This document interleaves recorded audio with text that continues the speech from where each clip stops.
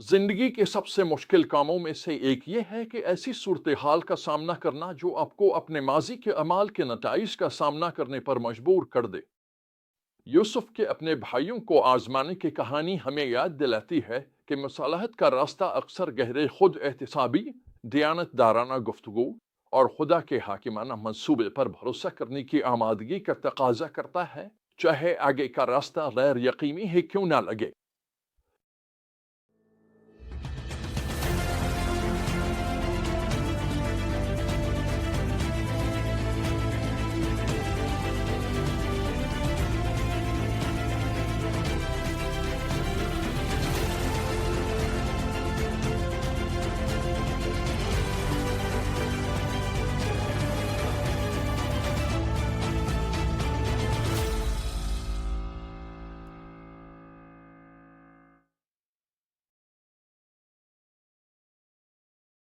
जब हम यूसुफ की हैरत अंगेज कहानी को आगे बढ़ाते हैं तो हम देखते हैं कि वो उन भाइयों के आमने सामने खड़ा है जिन्होंने बरसों पहले इससे गद्दारी की थी।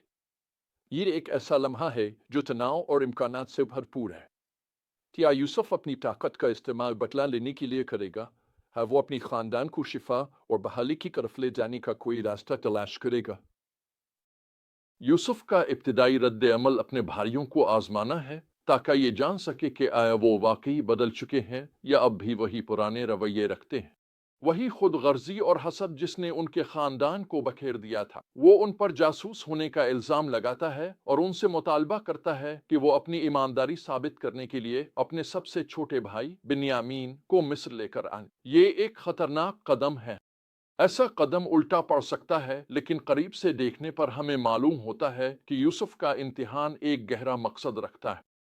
अपने भाइयों को उनके माजी का सामना करने और उनके फैसलों के असरात पर गौर करने पर मजबूर करके वो हकीकी तौबा और तब्दीली के लिए जगह बना रहा है।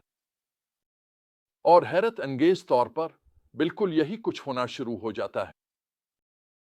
जब भाई अपनी मुसीबत पर गुफ्तगू करने लगते हैं तो उन्हें यह एहसास होता है कि उनकी मौजूदा परेशानी बराह रास्त यूसुफ के साथ किए गए उनके बुरे सलूक का नतीजा है। यकीनन हम अपने भाई की वजह से सजा पा रहे हैं, वो पैदाइश 42:21 में एतराफ करते हैं। हमने देखा था कि वो किस कदर परेशान था जब उसने हमसे अपनी जान की भीख मांगी, लेकिन हमने इसकी बात नहीं सुनी। इसीलिए ये मुसीबत हम पर आ पड़ी है। ये एक अहम लम्हा है जो खानदान की हतमी सुलह के लिए निहायत जरूरी होगा। भाइयों को यह समझ आना शुरू हो रहा है कि उनके अमाल के नताइज होते हैं और जो धोखाधही और जुल्म के बीज उन्होंने कई साल पहले बोए थे वो अब कड़वे फल दे रहे। लेकिन सफर अभी खत्म नहीं हुआ। जब भाई अपने वालिद यकूब के पास वापस लौटते हैं बगैर शमून के, जो मिस्र में यरगमाल बना लिया गया था, तो यकूब शदीद परेशान हो जाता है। अपने एक और बेटे के मुमकिना नुकसान का ख्याल उसके लिए नाकाबिल बर्दाश्त महसूस होता है और वो फरियाद करता है, सब कुछ मेरे खिलाफ हो रहा है। पैदाइश 42:36।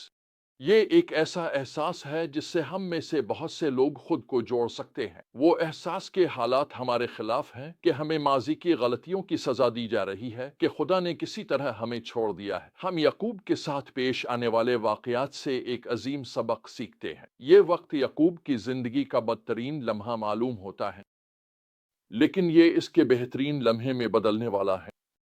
वो सिर्फ वही समझ सकता है जो उसकी सूरत हाल उसे दिखा रही है, लेकिन खुदा अपने अर्श पर है। वो हाकिम आला है।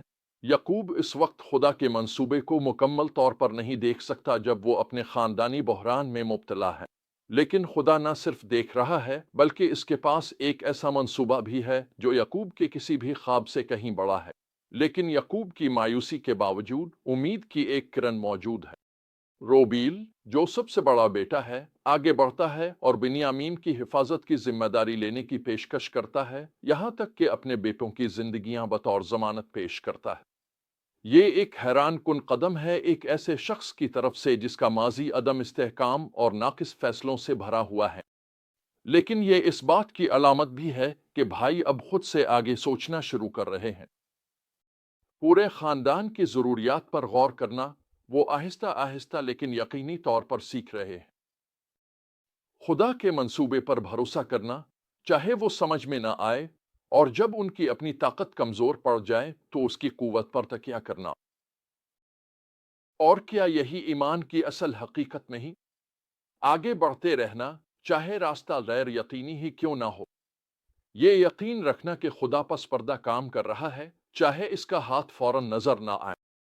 یہ وہ سبق ہے جو خود یوسف کو سالوں کی تکالیف اور رکاوٹوں کے ذریعے سیکھنا پڑا، اور اب اس کا خاندان بھی اسی جدوجہد سے گزر رہا ہے۔ جب آپ اپنے سفر پر غور کرتے ہیں تو کیا ایسی جگہیں ہیں جہاں خدا آپ کو گہری توبہ کی طرف بلاتا ہے، اپنے ماضی کے فیصلوں اور ان کے دوسروں پر اثرات کا زیادہ دیانتدارانہ محاسبہ کرنے کی طرف؟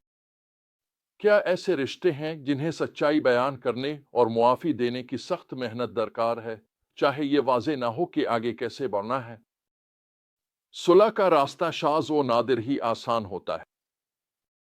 یہ عاجزی کا تقاضا کرتا ہے، استقامت اور بھروسہ رکھنے کی آمادگی کا بھی۔ خدا کے دل پر، چاہے ہم اس کے ہاتھ کو نہ دیکھ سکیں، لیکن جیسا کہ یوسف کی کہانی ہمیں یاد دلاتی ہے، یہ ایک ایسا راستہ ہے جسے اپنانا قابل قدر ہے، کیونکہ اس سخت اور مقدس محنت کے دوسرے کنارے پر ایک ایسی محبت ہے جو قائم رہتی ہے، ایک ایسا ایمان ہے جو مشکلات پر غالب آتا ہے، اور ایک ایسی امید ہے جو مایوس نہیں کرتی۔ اس گہرے محاسبے سے پیچھے نہ ہٹیں جس کی دعوت یوسف کی آزمائش دیتی ہے۔ اپنے دل کے تاریک گوشوں کا سامنا کرنے کے لیے تیار رہیں، مشکل گفتگو کریں اور خدا کو وہ گہرا باطنی کام کرنے دیں جو دیر پا تبدیلی کی طرف لے جاتا ہے۔ جب آپ ایسا کریں گے تو آپ پائیں گے کہ وہی خدا جس نے یوسف کو گڑھے اور قید سے نکالا، وہ آپ کے ساتھ بھی ہے اور آپ کو قدم با قدم اپنی شاندار فتح کی طرف لے جا رہا ہے۔